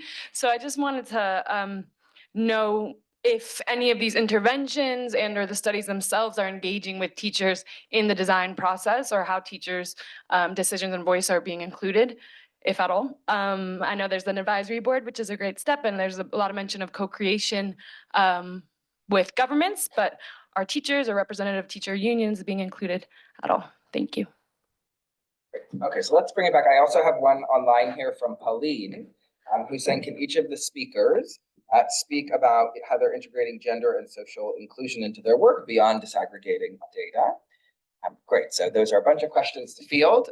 Hopefully folks can hear me. I was just saying we have a question from Pauline Rose saying, can each of the speakers speak to how they're integrating gender and social inclusion in their work beyond disaggregating data? So maybe let's just start, James, and then we'll go down the line here. Yeah, thanks. That's a great question about including teachers. So we are doing a lot of focus groups with teachers to ask them about, these kinds of questions. Why don't you use this? And so we're learning a lot about essentially kind of what they prefer. So the tablet question was certainly not something we fielded to them. But in general, we're also learning essentially kind of about sort of what might make the tablet more useful. So for example, if the platform moved onto an app, then it might be more likely that actually they would use the tablet. The fact that they still have to use a URL in some ways makes it a bit challenging. But yes, before we actually go into the field, we are essentially kind of sitting down with a few teachers and testing our survey instruments, testing essentially kind of ideas about what messages might essentially kind of work well. When do people read messages? So we're certainly trying to improve them. They're not. I think there are some teacher representatives on the advisory board in general. I don't believe there are unions represented there. On the gender inclusion. Gender and social inclusion. So no, we are doing. In fact, one of the things that we are starting with before we actually roll all of this out is a very careful situation analysis that in some ways looks, the use of technology in some ways sort of relies on access to essentially kind of a GSM network. It relies on access to electricity. And we're essentially kind of doing a mapping of essentially kind of the Tanzania to essentially kind of assess which areas are covered by 3G, 2G, and other signals. And in some ways, actually, sort of we're drawing our samples very, very purposefully to essentially kind of understand essentially kind of which sets of teachers are going to have essentially kind of access to a lot of these programs. And we're certainly collecting, the platform collects a lot of information about essentially kind of the gender of the teachers, and we're trying to essentially kind of assess the extent to which, different types of peer facilitators and head teachers and world education officers, and how those in some ways essentially kind of shape the behavior of teachers on the platform that we can observe. And ultimately, when we actually go into the classroom, I think we want to actually sort of look at how teacher behavior is actually affecting the learning of girls and boys differentially. Okay, listen, great question. I mean, I think I didn't talk about in the actual intervention details. Certainly the teachers we had to talk to the teachers because this intervention was so intensive on the teacher time in terms of doing that. So I'll give you two examples. So one is, the question was, how do we fit an intervention? These STAR type interventions, TEP is, how does it fit in the regular school day? We wanted to do it in the regular school day. And one of the big things was, we wanted a dedicated time slot. The teacher said, you need to get a dedicated time slot and you need to get a time free. This was a 40-day intervention. So we had to work with the government to really make sure that happens. So the idea of a dedicated time slot really came from the teacher. There's lots of degrees of freedom in how to design these things. So that was one. The second is the teacher said something, we were training the hell out of them. And the teacher said, it's not just we who need training, our monitoring officers also need training because they are the ones who hold us accountable for following the curriculum and syllabus and all that. So we actually then had a full session with the monitoring officers on that. So I think their advice is, but I think your point in general is very important. In another intervention, we are really thinking about, teacher guidance versus teacher autonomy versus teacher prescription. So I think how much do teachers know, how much control they want to have over classroom. There are all these trade-offs with control versus guidance. Teachers like to have, so I think that's a very big research question and we are moving forward in that. So I think that.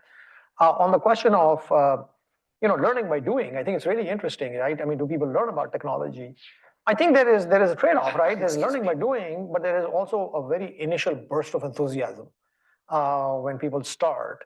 So actually, one of the things we can do is monitor it, right? So this is an 8-week program, and we have 6 weekly quizzes. We can actually see how many quiz scores they enter by week, right? So is it that they get better, or is it that they it kind of tapers off, or both of that? So we can do that. There isn't a lot of what you're saying in the data, at least at first bite. I mean, they take up pretty quickly of those who do. So it's really like almost bang, bang. Some do and some don't. And so there's very few people that are in the middle. The question that was raised here on the, what is the transportability of the material? I think that's a very big question. And I think that we will actually get a real good sense of that as we go through this process and talk to these teachers on that. I'll give you an example. In another, the ICT study in Islamabad, the teachers loved the physical workbooks. So that's what we are handing out. So well-designed workbooks that they can use with kids, I think was a big demand. And the parents also like them. So, it just depends on what the context is. And we've now handed them over to the government, that specific from SERP. But we'll see about this technology. I think we are going to be able to access it. We can access different parts of it. I think gender is very important. KP, the province, is very gender segregated. We have separate girls' schools, separate boys' schools. The stereotype is, of high gender segregation. But I tell you one thing, we are doing a lot of work and testing around Pakistan in 4 different projects.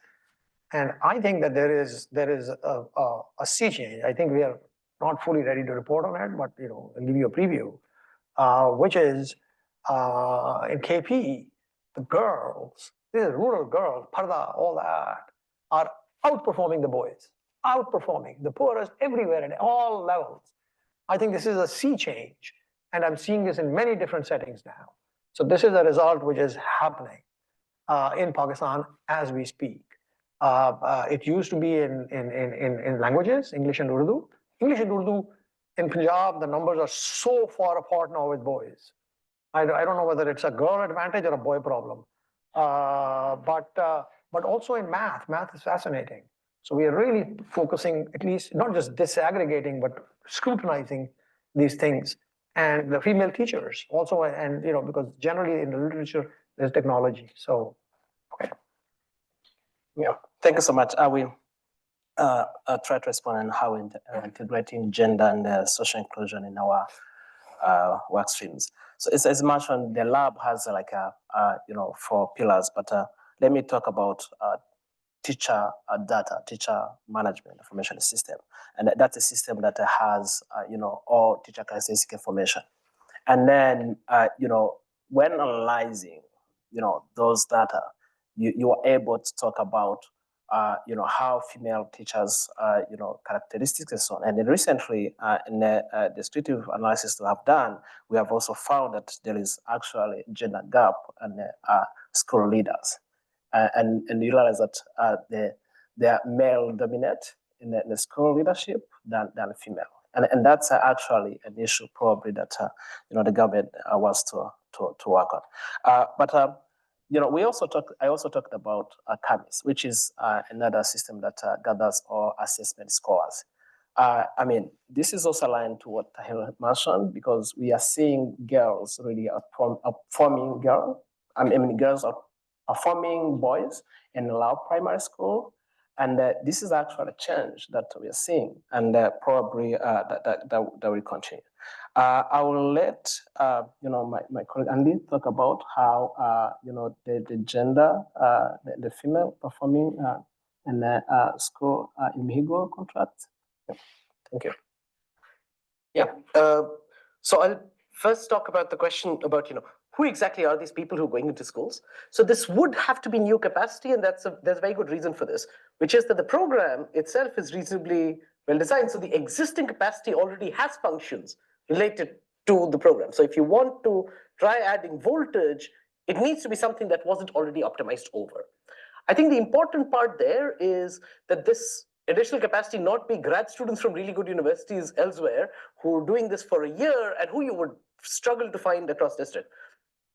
That sort of builds into the nature of the partnerships, which is that we're not as JPAL hiring these people, right? And that's where we rely on CSF and various implementers who on the ground actually delivering to try and find that capacity locally. The other thing that I would like to point out is that it's not quite an evaluation of a mentoring program alone. The point is to say, if you could improve implementation from point A to B, and the ways of doing that could potentially differ across states, how much more of a bang for the buck could you get? Right? So econometrically, that's what we want to get to. This happens to be the tool through which we push. And then on Pauline's question about gender and social inclusion, I think our strategy has been that the way you try and fix these things is by working in the schools which have a disproportionate share of girls in this setting and a disproportionate share of the socioeconomically disadvantaged. And that in the Indian setting is the public schooling system. So 60% of national enrollment is in public schools, but this enrollment share is substantially higher when you think of girls in this setting, and whether by caste or by socioeconomic background, you think of students. So that's our broad approach. I'll pick up on the theme of gender and social inclusion in teacher performance contracts, or in the implementation and study of teacher performance contracts. I think I want to add to that, to Leo's answer there, at both the teacher level and the student level. So at the teacher level, I think this is really interesting. Part of what we're trying to do in the contracts we create is measure and incentivize the value the teachers add over and above what students would be learning with another teacher. And that, in a way, kind of radically upends the ordering of whom you think is a good teacher, because we're not just saying, like, these are the top performing schools, that is what is visible otherwise. That upending of that order means that schools that are rural and otherwise underperforming are sort of made more salient as adding a lot of value to education outcomes in the classroom. It so happens, I can tell you from the teacher contract awards of this year, that women disproportionately are performing well in these contracts. So I think that's in a way interesting. It's sort of who is really adding value in the classroom. It's not necessarily who you think from the loudest and most salient outcomes at the national level. At the pupil level, I think similar things are also true. Of course, we can disaggregate analyses and the like, but part of what well-designed contracts can do is give teachers incentives to teach to everyone who is in the classroom and make sure they lift the learning outcomes of everyone in the classroom. Part of that is to think about both boys and girls in the classroom, although girls perform very well compared to boys in general. One important aspect of that, where we're trying to make a push on data systems, is to think about the tracking of students with disabilities as a special category. So when you think about benchmarking students relative to others under similar circumstances, doing that in a way that thinks about students with disabilities and creates express incentives to raise learning outcomes in that category is potentially important. Briefly then, just on engaging with teachers, the last thing, I think engaging with teachers has been important for us, both in the scoping of and design stage, and that involves a lot of qualitative and conversational work. One piece of that has been trying to think about how people's worries about their language abilities in a system that's testing in English is quite important for their ability to deliver well in these types of contracts. That's actually fed into our design, and one of the reasons that we care about teachers' inputs and not just the learning outcomes is to try to counterbalance that. And then after the fact, qualitative and quantitative work to think about the satisfaction of teachers with these contracts. There, I think things are a little bit surprising. On the one hand, we're taking a system where essentially everybody was getting an A and making that really have some people performing well and less well. On the other hand, we are expressly recognizing teachers' contributions to learning, and we've been pleased to see that teachers seem to like that, you know, this mission is made more salient and rewarded. Great. So I'll start with Stephen's question. So first thing to say, the contracts were designed by EOF and the government, not by us. But if you were to go and look at the contracts, there is about a 50-page annex on exactly how the payments are going to be computed. It goes into minute detail. Interestingly, so they estimate, the independent evaluators estimate the standard deviation of learning gain. And when the contracts were signed, each provider said what they thought their target would be for standard deviations of learning to be achieved. So they vary across all of the different providers. So they have provider-specific standard deviations. And in Sierra Leone, they are paid if those are estimated to be statistically significantly different. In Ghana, interestingly, they don't. They make a payment irrespective of whether it's significant or not. That's something we can explore, whether that makes a difference. If you were to look in the annex on how these things are computed, you'll see that there's actually kind of a glide path. And if you are under in 1 year, you can go back over in another year. There's lots of thought being given to how, if you don't do so well in 1 year, you may be able to recover in a future year. I'm not the expert, though. If you're really interested, Bethany, I hope, is somewhere at the back, and she knows even more about these contracts. On the engaging teachers in the design process. So on that, service providers are able to innovate. That's at the heart of this mechanism. And what they do is they work with teachers. And so what we've seen is things are evolving over time. Jen's interviews are suggesting that. And so as they get feedback from teachers and what teachers need, what the problems are, what the challenges are, they're able to innovate. It's not coming from us because this is a market-led ground-up design. So teachers are definitely, it seems, from our interviews being involved. And we look to document that in our work. And then for Pauline, I mean, again, to say we didn't design the intervention, but Hadji will be able to speak to this if you wanted to. Gender is at the heart of the design, both the GEOP and the SLEIC, insofar as that gender, it's recognized in Ghana that girls being out of school is a big problem. And so there's the accelerated learning program that's a core part of the GEOP. But also when you come to think about how providers are paid, they actually get a premium for achieving learning gains with girls. So it's really hardwired into the program. And we are going to study that and explore whether providers do different things because they're being paid a higher price with girls. But I think gender is really very central to the design of both programs. But I'm encouraging people who've asked questions, please do take advantage of the fact that we have our partners here.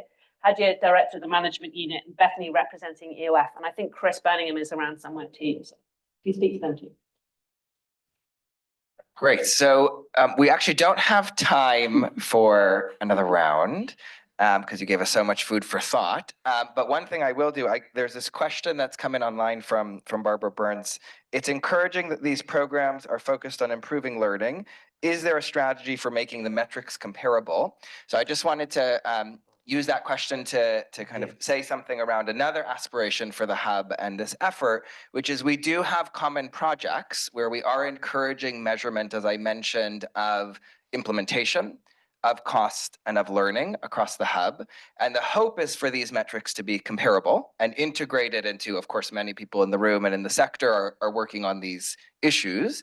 So to integrate this with existing guidance, existing work, build off of that and integrate that across the hub in the spirit of one, measuring this stuff more and making it comparable and useful and policy relevant. So thank you for that question.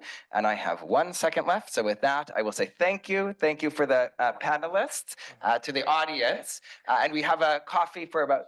Don't go, because I've got to say something. Don't go. Okay, Claire is going to say something. But we have coffee for 30 minutes. So that's a chance to network and connect and follow up questions. And of course, feel free to approach the panel and each other. So thank you. A big round of applause to the panel.